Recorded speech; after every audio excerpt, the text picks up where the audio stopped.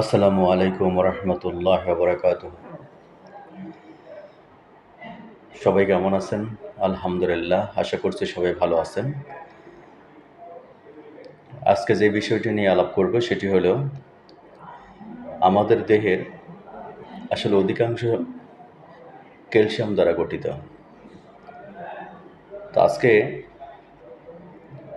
আমাদের স্কিনের যে সমস্যাগুলো হচ্ছে, অথবা হাড়ের যে সমস্যাগুলো হচ্ছে, অথবা আমাদের চোখের যে দৃষ্টি শক্তি, অথবা আমাদের যে ব্রেনের যে লেসিথিন, বিভিন্ন ধরনের ক্যালসিয়ামজনিত কারণে আমাদের আসলে বিভিন্ন ধরনের রোগ ব্যাধি হয়ে থাকে।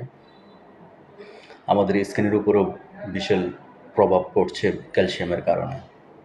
তো আজকে এমন একটি ক্যালসিয়াম নিয়ে আলাপ করব, সেটি হলো স্পিরিলিনা।